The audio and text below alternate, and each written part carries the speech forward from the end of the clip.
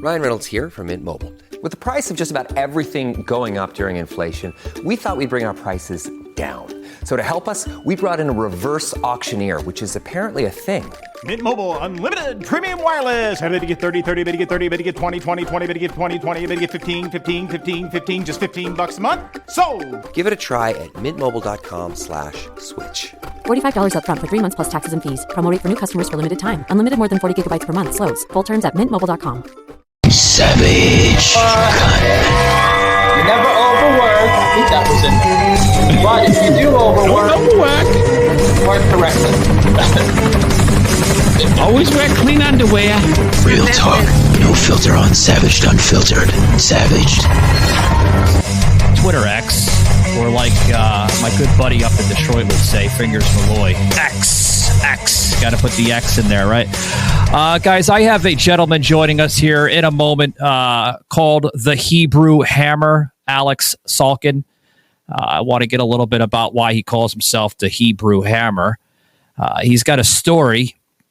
A long story short, he calls it his 9-minute challenge might be the best thing to ever happen to your body.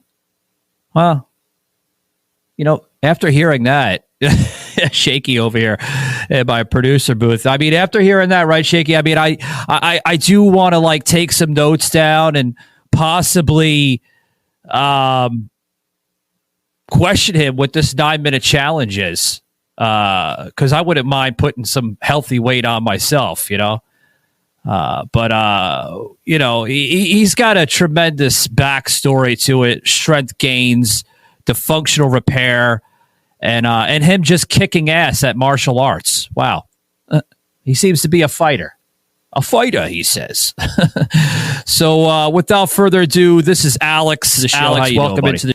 Doing great, but I'll do better. Thank you for having me on. Yeah. So tell us a little bit about, you know, who you are. I noticed that you have some type of mixed martial arts, MMA background to your, I guess, your story, right? Let's start off there before we start with this little 9-minute challenge, because I go on your website, Aleks, and that's all I see is, you know, the 9-minute challenge. But we're going to save that towards the end of the show. Tell us a little bit about who Aleks Salkin is and how you got into the world of MMA. Well, I should clarify. I'm more of a hobbyist when it comes to martial arts. Like, I've never competed. I've never really even had so much of a desire to compete. But everybody has the desire. Every man has the desire to be able to kick ass. So for me, one of the earliest introductions that I had to the world of, we'll call it physical culture, which I think is kind of a nice all-encompassing term for strength training, for martial arts training, for any sort of physical exertion that helps you to become a better person. You know, when I was young, I was scrawny, unathletic, weak, goofy, still very handsome, my mom told me. So I think that counts for something. Yeah. But you know, never really picked last, let's say, for, you know, gym class, but it was like second or third to last. I was like kind of toward the bottom of the barrel.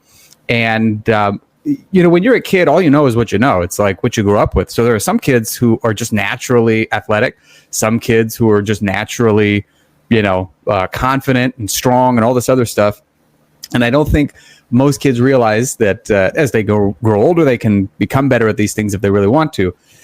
So my sense of myself was that I was just always going to be kind of this scrawny, geeky, nerdy person.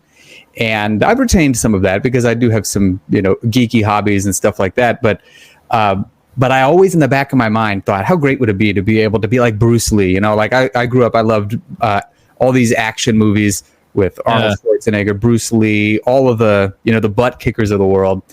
And I remember it was probably 2006, I started doing Muay Thai at a local gym here in Omaha, Nebraska, run by a 2-time world kickboxing champion.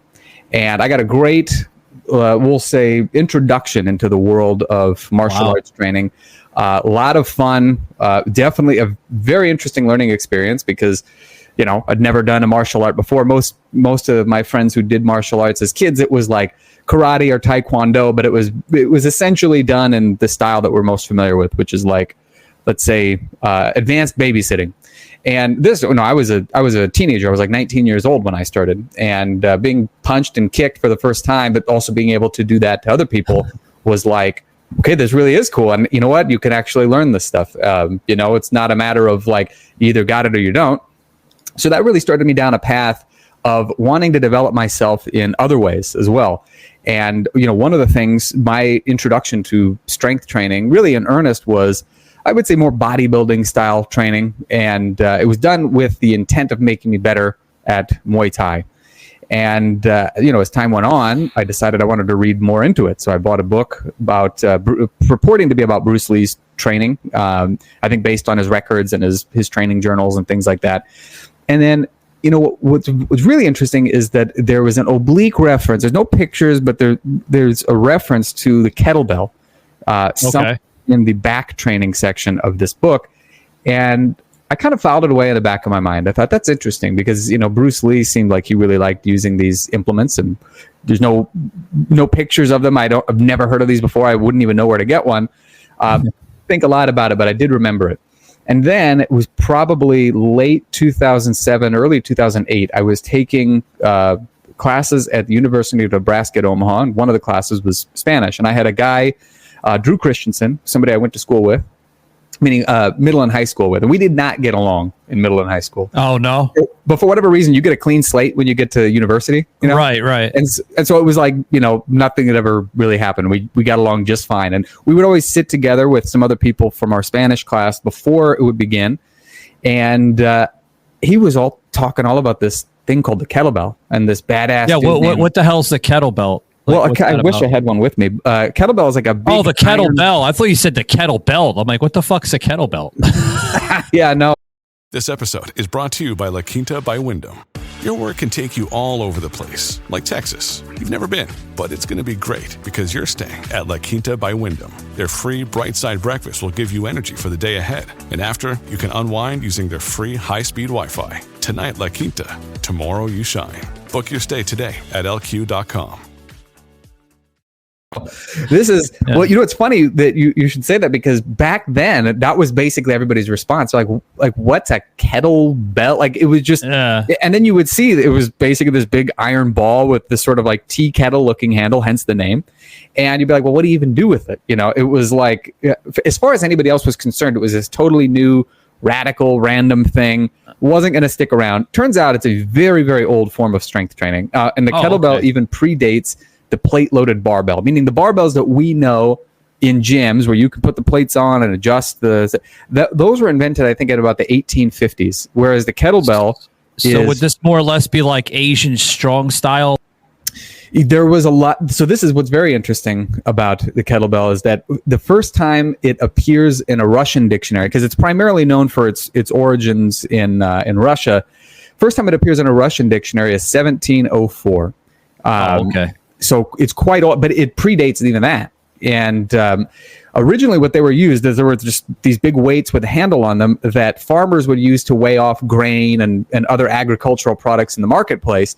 And legend has it that, on the down times and they would get bored, they would swing them around, they would lift them. And then it became like this form of training that became sort of ubiquitous to Russia and started to spread throughout other parts of Europe.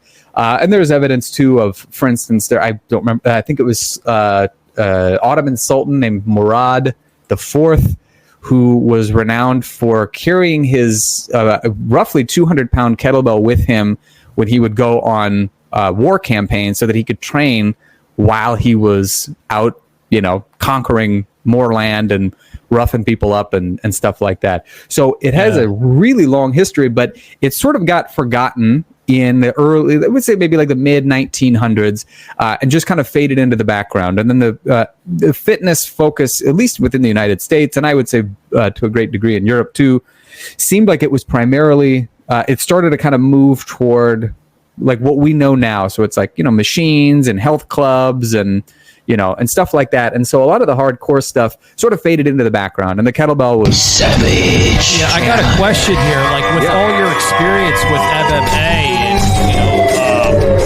I mean, it's an intensive background of what you have here and what you're explaining here on the show. Have you ever thought about, possibly getting in the octagon or anything in that nature? When I was younger, I did consider it because when I want to say this was probably at sometime around 2007-ish. I had done Muay Thai long enough in the regular classes that Nick Doyle, the 2-time world champion, invited me to the Muay Thai team training that took place on separate days from when the regular classes were taking place. And, he saw me in the gym, he saw me working out, he saw that I was very dedicated. And so I was like, okay, well, I gotta show up. Right. And I have to say I had a good time, but a couple of early injuries, pretty minor things, but still some injuries kind of convinced me, I'm not so sure that I want to put my health on the line for the sake of, for the sake of trying to get good at this specific thing. So for me, it kind of, you just don't feel like, that's just not your intention then to square it up in the octagon. You'd rather do it as, I guess, a passion or an interest then of what I'm hearing, right? Absolutely. And this is a good time to mention too that I think there are a lot of people who kind of overlook the fact that you can have a passion for something or a hobby for something and be fully aware that you're never going to be the best in the world at it, but still enjoy it simply because it's something that, you look forward to, that you think is a lot of fun.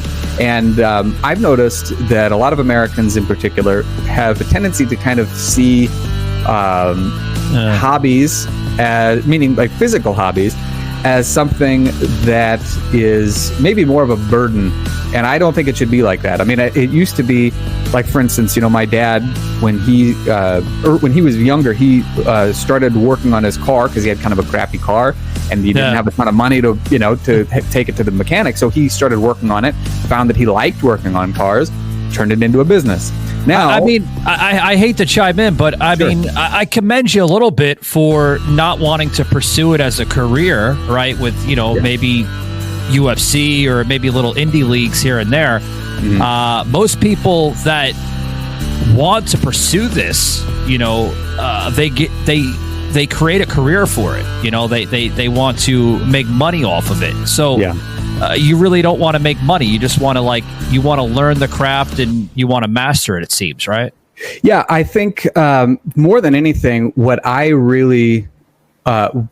do like making a living off of is strength and how to obtain it. Because not only is it something that I think that I understand better, but it's also something that is a lot more relevant to more people and it's more helpful to more people. I think, and similarly with mobility. And I noticed that on your website, you get a lot of reviews, a lot of positive reviews, what Certainly. People are saying about your 9-minute challenge. And I want to get into that here in a bit. Because it's very fascinating. I find it very fascinating for one, because of your practices and your principles that you're bringing to the craft of MMA. Now, most MMA type of people, they do a lot of conditioning training. Savage. Do you find yourself Spotify? Well, conditioning is certainly important, but you also have to define what it is that we mean by conditioning, because for most people, most people look at it a lot differently. You're absolutely right. Well, because here's the thing. So again, my profession, I would say, if I had to sum it into one word, is strength training, and it's primarily oriented toward people who strength training with kettlebells, calisthenics, and natural human movement, and it's primarily oriented toward people who are, busy professionals, but they're ambitious, meaning they don't want to leave their ambition for physical greatness off to the side simply because they have a day job that has them seated most of the time and things like that. And moreover, many of them have very physical hobbies that they like to engage in. MMA or martial arts in general is certainly one of them. I've worked with a lot of people who do that similarly as a hobby. Never really anybody who does it professionally, because I think they need somebody very... Yeah, how do you find, to break away from the people with the stressful schedules in life? How do you break away from that or help people break away from that? Because it is a commitment. We have to be committed to whether you're doing MMA training, or you're going to the gym, or I mean, hell, walking down the street for a daily jog. I mean, you have to be committed to doing that. So how do you find, people to stay committed with that type? Well, the first thing that people need to realize is that a lot of the stuff that they think are ironclad laws of strength and health and fitness are really more contextual rules, and they're not always going to be applicable. So the first one is give it 110%. Now, not only is this, I mean, it's not really possible. You can't give it 110%. But think about, put it this way, think about going 100% even with all sorts of other stuff that you do. Imagine every time you pulled out your credit card, you're like, I'm going to spend 100% of the money in my bank account. Okay. Or you get in your car, I'm going to go 100 miles an hour. Yeah, see, people won't do that. They will make an excuse, or at least people, in today's society, they have that excuse. Well, maybe I'll do it tomorrow, or maybe I'll do it next week. Like, you can't have that next week or tomorrow scenario. They don't even exist. Yesterday doesn't exist anymore. It's right. Gone. It's done. It's over with. Focus on tomorrow. Yeah. So how do you get people to get to stay in that level? That's what I'm trying to ask. Yeah, the first thing is that they have to kind of get these ideas out of their head. Not that these things don't work, not that they don't have any value whatsoever, but the most important things are, number one, focusing on being consistent. You can do even a kind of a crappy program or lackluster routine, but if you do it every single day, or you do it whatever the routine tells you to do, and you don't miss a day, you will see results, versus a perfectly crafted, personalized routine built just for you, and you do it for a week, and then the next 7 weeks after that you do nothing. Well, who's going to get the better results? It's the one who keeps showing up, keeps doing the work. So yes, I do think that having like a good personalized, well-crafted routine, depending on the individual, is certainly very valuable. But the number one thing is you have to keep showing up, and you have to get the idea out of your head about going 100% all the time. You can do it occasionally, but more often than not, it should be between 50 and 80% of your effort level. You need to show up, you need to put in some work, punch the clock, and then leave. That doesn't mean you do half-hearted workouts, but what it does mean is you don't always push it to the limit, because when you seek your limits, you will find them. And as you get older, it's a lot harder to recover from really difficult workouts. But it's not harder. I find that all the time, especially, I'm getting up in age. I'm in my mid-40s, and I'm not an old man yet, but it's a pain in the ass. Hold that thought, Aleks. I do have to get a break in.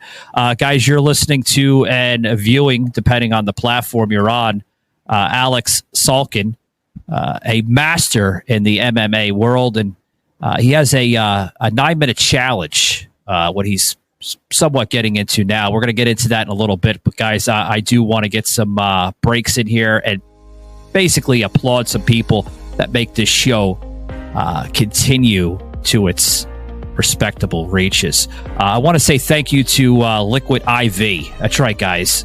With Liquid IV, hydration for any occasion is now possible. Guys, I want you to do yourself a favor. Throw all those high sugary drinks out the window. Your Powerade, your Gatorade, hell, even your fountain sodas. Throw them out the window. Grab Liquid IV, backed by many people in the sporting world, right? Whether it's MMA or, professional wrestling or boxing, or even athletes you see on TV with football, right? And baseball and all the other leagues. It's backed by them, and it should be backed by you guys. Scan this QR code, and you're going to find why these people love it. Has more than 3 times the electrolytes than most leading sport drinks, and they can back that up, guys. Love Liquid IV. Thank you guys very much. Keep it going. Also want to say thank you to Blackout Coffee. That's right, guys. At Blackout Coffee, they are literally the driving force behind America's Warriors. That's right. It is coffee for America's Warriors. Use this promo code, guys, SAVAGED, for 15% off your order, and tell them you heard it on Savage Unfiltered. They're really going to be impressed. And I'm impressed by some of their fresh coffee. It's not your oily, rundown shit you get at the grocery store like Folgers and Maxwell House. This coffee really stands by its quality and its excellence behind it. Available in Keurig cups as well as grinds. Blackout Coffee Company. Check them out today. Alex, kind of getting into a little bit with your 9-minute challenge. I do want to talk about that, a little bit before we dip out. You basically got into the whole commitment, why it's important to stay committed to doing whatever you do today in life, whether it's fitness training or exercise. Let's get a little bit about why you feel, because I want to use that word commitment on purpose, because you do need commitment in everything you do today. So how does it apply to some of your 9-minute challenge? Well, the first thing is that, again, commitment, consistency, and focus are very important for your strength and your health and your fitness. And what a lot of people don't realize is that although an hour in the gym or, in your own home's training center would certainly help you to get a lot stronger, it can be really difficult to put that together in terms of just people's schedules. What a lot of people really need is they need to focus on learning how to move the way the body was made to move and getting the entire body moving as a singular unit as opposed to a collection of kind of Frankenstein-like parts that are just cobbled together. So the 9-minute challenge is designed to get people moving the way they were made to move, particularly through movements that are centered around what's called your gait pattern or your walking pattern. So it includes stuff like crawling, crawling on the ground, loaded carries, which just involve like grabbing onto kettlebells and walking around with them in various different ways. Because what this does is it gets all the muscles in your body working the way that they were made to move in unison together and as a solid unit. And what a lot of people find is that it works very well as either a kind of an extended warm-up before their regular training or as a finisher after their regular training, in addition to something they can do on their days where they don't have a workout scheduled, but they want to kind of get in a quick workout. And the reason I wanted to put it together was because I had realized from having worked with a wide variety of people over the years looking to get fitter and stronger and let's just say more resilient and more youthful feeling in general, these were the kind of movements that really delivered a lot of bang for the buck without draining people of all of their energy and without a long turnover time in terms of recovery. So I put it together into the 9-minute challenge so that people could experience it themselves and have a good old time in the process. Yeah, I mean, 9-minute challenge. Kind of reminds me of that old comedy thing from, what the hell was that from? Yeah, I'm a salesman. I'm going to start my own company. Really? You want in?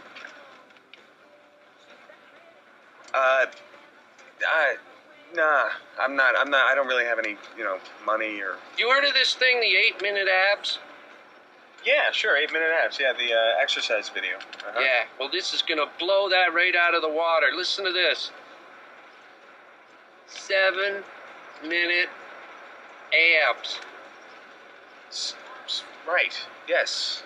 Okay, all right. I see where you're going. Think about it. You walk into a video store, you see 8-minute abs sitting there. There's 7-minute abs right beside it. Which one are you going to pick, man?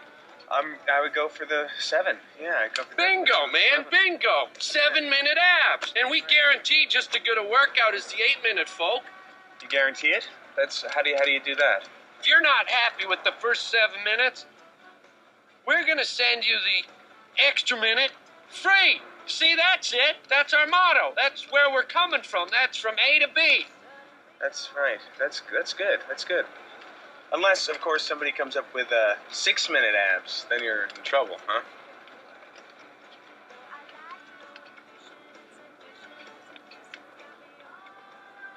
No, not 6. I said 7. Nobody's coming up with 6. Who works out in 6 minutes? You won't even get your heart going, not even a mouse on a wheel. Good point. 7's the key number here. Think about it. 7 11s? Yeah. 7 dwarfs? 7, man, that's the number. 7 chipmunks twirling on a branch, eating lots of sunflowers on my uncle's ranch. You know that old children's tale from the sea? It's like you're dreaming about gorgonzola cheese when it's clearly brie time, baby. Step into my office. Why? Because you're fucking fired. There's something about Mary. Yeah, 9-minute abs. Yeah. So how does 9-minute abs different from your 9-minute challenge? I'm sorry I had to throw that in, but it just kind of came to me because it was kind of goofy, but yours isn't goofy. Yours is actually very informative. I think it's 8-minute abs. And then is it 8-minute abs? The question was, what if someone comes out with 7-minute abs? Truth is, if somebody came out with an 8-minute challenge, I probably would, I would have to be like, all right, I got to find a way to cram this 9 minutes into like 7 minutes and 59 seconds to beat this other guy. Yeah. Do you find a lot of people trying to cram that 9-minute challenge of yours in, or? Oh yeah. Yeah. What's interesting is I hear from people all the time who are like, somebody told me, he's like, my back doesn't hurt anymore. My knees feel better. Right. And one of the things, this one gentleman, speaking of martial arts, is a martial artist, not a professional one. He's a hobbyist, kind of like I am. Okay. In Canada, named Jason. He said, your 9-minute challenge has led to me kicking more ass in martial arts. And specifically because this is what I think is that it's because his whole body is working together as one solid unit. And, if you're like me and you're not super huge guy, you really need to be able to get your entire body to move all at once, if a punch or a kick. Yeah, you have that what I call, as I'm viewing on camera here. I mean, you have that that skinny man muscle frame to you. You got like a I guess like an oval face like mine a little bit, but you're a muscle dude. I mean, you go on your website and you're right there, right on the left hand side, and you got a nice physique, man. But like, do people bash you for that, like skinny man, muscle man type of scenario? Or they wouldn't say it to my face, so who cares what they say? You got to put them in a fucking arm bar. They can do whatever they want online, Yeah. Let them hide behind their fake screen names. That's fine. Yeah. So tell us a little bit about your fights. Any big time fights in your way? Again, everything was always in the gym. I know you're more of a passion guy, but martial arts. Like you got started in childhood, but it wasn't MMA from the outset. It was a more traditional martial arts background. Is that correct? Kind of correct. I wouldn't even say childhood. It was like teenage years. So I started out what's considered pretty late. Started training pretty late. Started MMA pretty late. Started competing pretty late. But we got somewhere. And And your initial foray into martial arts was with Kung Fu, correct? Yeah, I did like a mix of Kung Fu and karate. Started when I was 15. I've done a little bit of different stuff before that, but I never sticked around for too long. Savaged. Throw that in. Well, okay. You know what? When I was at high school, like I've never done any amateur or professional fights because I realized early on I was like, you know what? I really like this strength training stuff. I really like this kettlebell and bodyweight stuff, and I'm still a little uncoordinated with the fighting, and I it's something that I enjoy, but I know I just don't have a career in it. And the people who do try to do it for a career often find that there's also not a ton of money on it. Actually, Sean Strickland, who is the once and future champion of the middleweight division of UFC, he said the same thing. He said, like he's a different story because for him, he said this to you. Not to me. He's mentioned this in interviews. He said that somebody had asked him, he's like, my kid wants to get into MMA. It was like a 17-year-old. And he said, okay, do you want a piece of advice? Is don't do it because there's not a lot of money in it. It's really, really hard work. And the likelihood that you'll get to UFC, particularly at this point, where it's a really big and beloved sport is a lot lower. Maybe 30 years ago when it was in its infancy, it's like it was probably easier to get into, with the company or any Bellator. I mean, all those. I mean, it was probably a lot easier. But I mean, you look now. I mean, people are just they're just trying to get that one hit wonder. Yeah, like especially in my field, like I see a lot of people, like a lot of podcasters come and go. The commitment. They don't want to be committed to it after. I'll do it for like 3 days or 4 days, and then after 4 days, the 4 days goes into a week goes into a month, and they lose fucking interest, man. Absolutely. And I think it's very much the same, honestly, with a lot of different careers. Even, for me, like, strength training, we'll say just personal training in general, let's say. unless you have a really good plan and a really good focus and a group of people who are very specific people that you want to help, the turnover for personal training is about 18 to 24 months. So if you find somebody who's been doing it longer than that, you're finding someone who's like a real veteran. And it's the same with sports. It's the same with podcasting, as you mentioned. It's the same with any sort of unconventional career path. And knowing to pick and choose, like I said, like I did, I realized I was good. I liked, fighting as a hobby, but getting beaten up for money or trying to beat up other people for money seemed like not your cup of tea, huh? Didn't seem like it was going to work out. But personal training, I've really enjoyed, and I've been able to actually make an impact on people's lives, and something that I wake up enjoying and looking forward to every day. Well, as we kind of close up here with you, Aleks, I appreciate you coming on. And, good buddy of mine up in New Jersey, Walt Blau, hat tip to B-Raw Podcast out there, kind of mentioned you and referred you over here. What's next for Aleks Salkin? Any maybe books in your way or?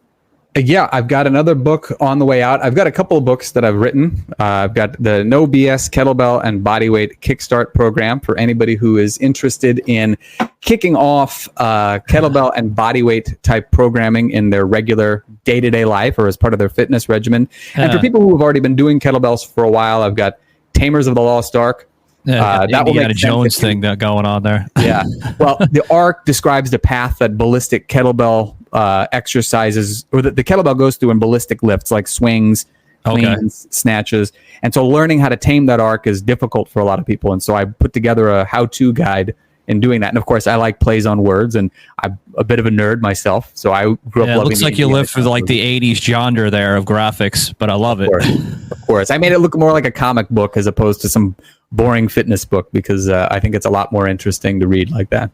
Well, I mean, that's awesome, man. Like, not only are you're doing this as a passion, but you're also educating people into learning and mastering the craft of MMA. Wish we could see more of that today, but obviously, you kind of touched briefly, most people don't want to teach. They just want to get in the ring and get their ass beat for, sometimes millions of dollars. And I mean, I applaud them for doing that. I had a couple of guys that on the show related to you that got in the ring, and they're still in the ring. They go in the ring and they stay in the ring for money. They want to make money. They want to get their ass whooped sometimes, and they want to get bumps and bruises. But hey, I applaud them for doing it because, I guess that's where God led them in that direction. So my hat's off to them. I got a lot of respect for it, but I'm also realistic enough to know that, I just wouldn't stand a chance of doing that kind of thing. So never say never, man. You never know. Well, at this age, I'm like 37, and I don't feel old, but in terms of the sport, you look young. Yeah. Yeah. But 37 in MMA is like, you're on your way out the door for the most part by that point. Believe it or not. When you get to my age, when you're approaching your mid 40s and you get what I call the ancient line, it goes from your nose down to your chin. That's when you're aging. Exactly. That's when you got to retire from MMA, like officially. Oh man, I know a buddy of mine. He's a buddy of mine now. He's been on the show like twice here. His name is Phil Dunlap. I don't know if that name rings a bell, but he's one of the oldest MMA fighters really? Still active for his age. I mean, the guy's pushing like his 60s, and he's still getting in the octagon. He just had a fight up in, I think it was like Atlantic City, New Jersey, or was it Atlantic City? Yeah, Atlantic City, New Jersey. Yeah, Shaky telling me. Atlantic City, New Jersey, and he goes in this ring, and they're bashing him because of his age. Obviously, that's natural. Sure. And then they're saying, like they're bringing the whole old man complex in. Similar to like what you're seeing with Jake Paul and Mike Tyson. Sure. Calling Tyson old. And I mean, hey, it's natural. People are gonna bash, but for a guy that's pushing his 60s, guy has a fucking crazy physique. Yeah, and he could still do it. So there's a saying: never say never. That's why I tell people. True, but there's a saying: beware an old man in a profession where there are mostly young men. Because if you've gotten that far at that age, it's like you probably know a thing or two. Sure, you don't want to underestimate a dude like that. Yeah. Well, I want to thank you for coming on. Appreciate it. Appreciate you informing my listening base here on Savage Unfiltered about your passions, your interests, your 9-minute challenge, which I think is very unique. Everyone has their own niche quiche of things, right? And I appreciate you for doing that. And I appreciate more people going your way. Aleks, if you want to plug in anything, man, I'm going to give you some floor time here, a couple minutes if you want to. You mentioned your books, you mentioned your training. Anything else you want to present here to the podcasting world here, or? I would say, well, first of all, the books you can find on Amazon. So if you're interested in any of them, piqued your interest, you're more than welcome to check it out on Amazon or check them out on Amazon. But otherwise, I would say if you want to re-imbue your own training and your physique and your life in general with a type of strength and movement training that helps you to feel more revitalized, more energetic, more resilient, as opposed to run down, exhausted, and weak, then I really would recommend the 9-minute kettlebell and bodyweight challenge. I mean, it's free, so there's really no... you don't have to worry about committing a ton of money to it right off the bat. You get a chance to kind of get insight into my philosophies and my approach to strength and movement training.